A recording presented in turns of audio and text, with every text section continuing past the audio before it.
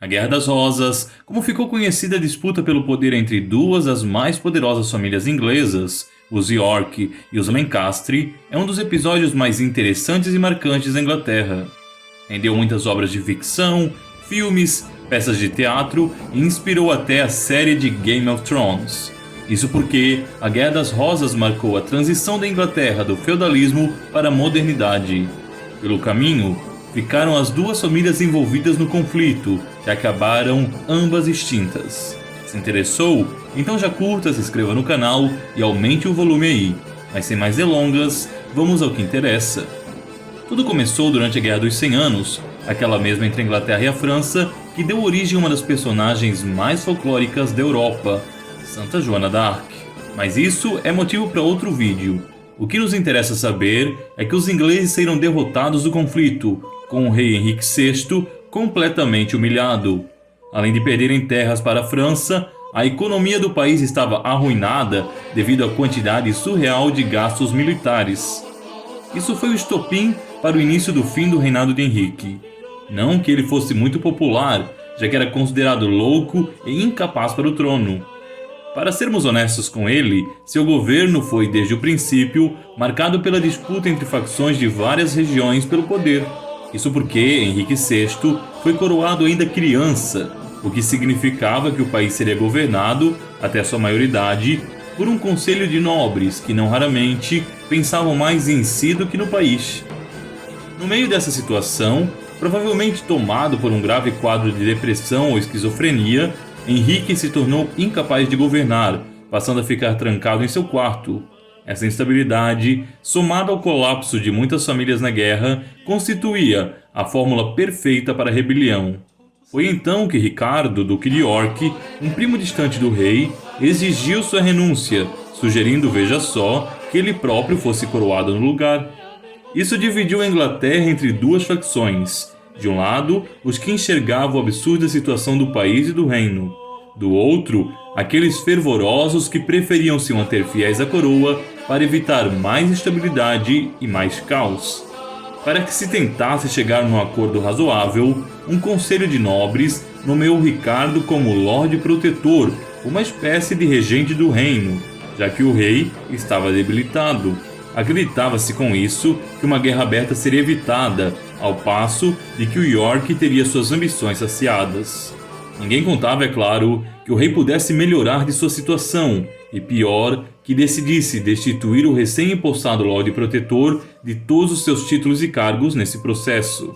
É provável que Henrique tivesse sido influenciado também por outros nobres, e em especial sua esposa, Margaret d'Anjou, que percebia a sanha por poder por parte do Duque de York.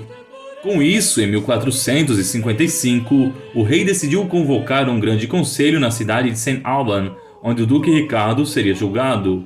No entanto, o antigo Lorde Protetor previu essa artimanha, reunindo-se com soldados na cidade antes que o séquito real pudesse chegar e atacando-os assim de surpresa. Na ocasião, os aliados do rei foram praticamente destruídos, com as baixas chegando na casa das centenas. Após vencer o confronto, o Duque de York conseguiu restabelecer temporariamente os seus títulos, mas a paz estava rompida. Iniciava-se assim a Guerra das Rosas. Interessante perceber que até então, as rosas não eram propriamente um símbolo profundamente marcante das duas famílias, embora sempre estivessem presentes. De fato, o rei Eduardo I Plantageneta adotou como um dos seus emblemas reais um exemplar dessa flor na cor dourada. Posteriormente, o ramo dos York passou a empunhar em sua heráldica uma rosa branca que simbolizava a pureza da Virgem Maria. Já a rosa vermelha dos Lancaster aparece pela primeira vez com John Gaunt. Todavia, só foi se popularizar durante o conflito, como uma resposta à família inimiga. William Shakespeare retrata muito bem isso na peça de Henrique VI, quando, iniciando-se a guerra, os nobres marcam sua posição na batalha, colhendo flores de duas roseiras que existiam num jardim em frente a uma igreja. Seja como for, as batalhas só escalonaram após o primeiro conflito. A rainha Margaret incentivou os seus partidários a revidarem os York, que acabaram praticamente banidos da Inglaterra. No entanto, o conde de Warwick saiu em defesa dos nortenhos, e acabou por sequestrar o rei Henrique na Batalha de Northampton. York foi novamente restituído como Lorde Protetor pela terceira vez, e através de um acordo entre ambos os lados, foi declarado o herdeiro do rei, no lugar do filho de Henrique, com Margaret. Não que a rainha fosse desistir facilmente. Ela reuniu as forças Lancaster no norte, de onde continuou o conflito. O Duque Ricardo atacou Margaret na Batalha de Wakefield, mas tanto ele quanto seu filho foram mortos no confronto. Estava findada, assim, a trajetória de um nobre amado por muitos por se preocupar com a estabilidade do rei e odiado por tantos outros graças ao seu caráter profundamente ambicioso. Mas enfim, com isso estava lançada a paz? É claro que não. Embora os Lancaster conseguissem libertar o rei Henrique, ainda assim a capital, Londres, estava sob domínio iorquino. Foi então que o filho do falecido Duque Ricardo, Eduardo, proclamou-se rei, assumindo o trono como Eduardo IV. Agora, além de duas famílias rivais, esse país contava também com dois monarcas disputando o poder. Os York esmagaram as forças Lancaster na Batalha de Taunton. O rei Henrique, agora deposto, foi novamente capturado e aprisionado na Torre de Londres, e sua esposa, Margaret, teve que fugir para a França. Mas Eduardo não era um monarca muito hábil. Em especial, conseguiu a inimizade do Conde de Warwick, que tanto havia ajudado seu pai, pois ele o havia deixado isolado do poder, favorecendo a sua esposa em detrimento dos aliados. Warwick, irritado, viajou para a França, onde mudou de lado e estabeleceu uma aliança com Margaret. A rainha voltou renovada do além-mar e mais uma sucessão de disputas internas e conflitos se iniciaram até que Warwick foi morto juntamente com o rei prisioneiro e seu herdeiro. Margaret acabou presa na Torre de Londres, onde também padeceria. Com isso, chegava ao término a linhagem dos Lancaster, consolidando Eduardo IV no trono. Entretanto, não pense que o fim do conflito se deu com isso. Eduardo veio a falecer algum tempo depois, deixando o trono para o seu filho, que era menor de idade.